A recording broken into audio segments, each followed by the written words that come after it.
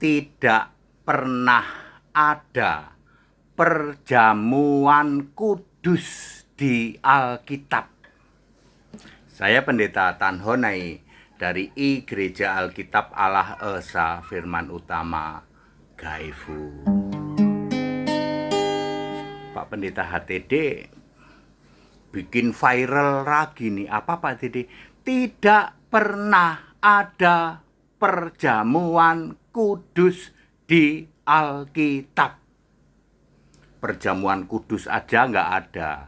Apalagi Eka Resto, Eka Resmi, Eka Res Area. Nggak ada.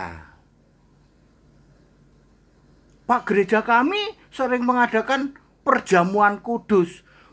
Kita mengadakan Eka Resto, Pak. Eka Resmi, Eka Res Area. Ya. Perjamuan kudus tidak pernah ada di Alkitab. Apalagi Eka Resto, Eka Resmi, Eka Res Area. Serius Pak HTD? Lo serius? Kalau Pendeta HTD ngomong itu back up by verses. Di back up dengan Alkitab. Bapak Ibu Saudara, di luar sana mereka sangat, saya ngelus dada ya. Bahkan mereka menganggap roti itu jadi daging beneran. Lalu apapun yang mereka sebut, anggur kayak apa, kayak jadi darah beneran. Udah salah kuadrat pangkat berapa itu? Salah kuadrat bisa pangkat 3, pangkat 4. Yang benar bagaimana Pak Pendeta HTD? Lukas pasal 22 ayat 19 dan 20. 1 Korintus 11 ayat 20, 24, 25, 26. Menulis tentang apa? Perjamuan Tuhan. Tidak pernah ada perjamuan kudus. Jadi kalian gereja-gereja yang ngaku bergereja, gereja Tritunggal, ya, kamu melakukan kesalahan, saya menyebutnya penipuan luar biasa. Ya, sampai kamu bergetar tubuhmu. Inilah perjamuan Tuhan. Ya. Ngarang bebas. Yang ada apa Pak? Inilah perjamuan kudus, yang benar perjamuan Tuhan, ya. Terus apa bedanya Pak perjamuan Tuhan dengan perjamuan kudus? Nah, perjamuan Tuhan boleh ya diimani atau disebut sebagai perjamuan kudus. Ingat, khusus untuk orang Kristen. Orang Kristen yang mengimani Yesus adalah Roh Kudus itu. Yesus Tuhan, Yesus Roh Kudus itu, Yesus Roh Allah, Yesus Roh Yesus. Roh Yesus, Roh Allah, Roh Tuhan, Roh Kristus. Sama. Jadi perjamuan Tuhan, Tuhan yang roh. Lah gerejamu kan mengimani Tuhanmu fisik, masih gondrong, berdarah-darah, masih sujud pada Bapa. Kamu tidak berhak melakukan perjamuan, baik perjamuan Tuhan maupun perjamuan kudus. Tuhanmu masih fisik, wahai semua gereja Tritunggal.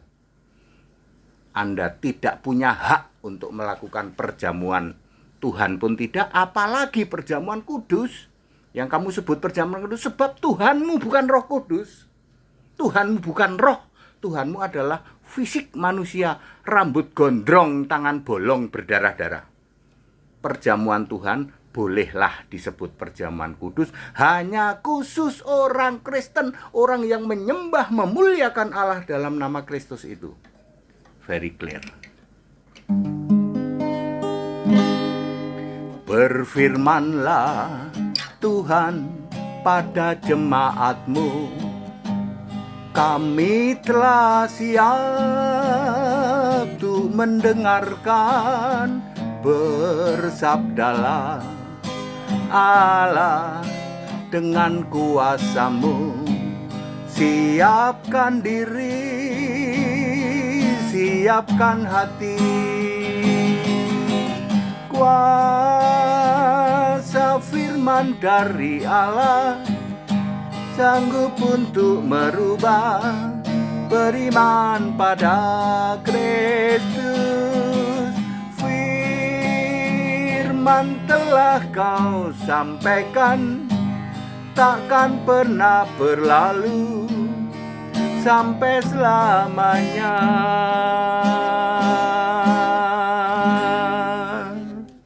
Very clear, Pak. Jadi gereja di luar sana, Pak, 108 denominasi, ya, gereja-gereja di luar sana yang melakukan ekaresto, eka resmi, eka rest area, perjamuan kudus yang bergetar itu, Pak, bergetar sampai itu. Dia nggak punya hak untuk itu. Ya, Tuhan dia masih gondrong, tangannya bolong, berdarah-darah. Makanya sering tuh darah Yesus, darah Yesus. Yesus sudah nggak berdarah-darah kok. Lalu apa? Masih sujud pada si Bapa. Clear. Jadi tidak pernah ada perjamuan kudus. Yang ada perjamuan Tuhan. Yesusnya harus Tuhan. Tuhan itu roh. Tuhan dan Kristus. Tuhan dan Allah. Kalau Allah dan Tuhanmu bukan Yesus, kalau Tuhan dan Allahmu bukan Yesus Kristus, kamu tidak berhak melakukan perjamuan Tuhan, perjamuan kudus. Very clear? Kamu menipu jemaat. Jemaah bukan jemaat, jemaah gitu. Ya, very clear? Siapa bisa bantah? Nggak bisa ada yang bantah. Ya diluruskan ya. Jadilah orang Kristen murni konsekuen Alkitabiah. Ya, lalu Anda boleh melakukan perjamuan Tuhan dan bolehlah disebut perjamuan kudus sebab Tuhan adalah kudus, Roh Kudus itu.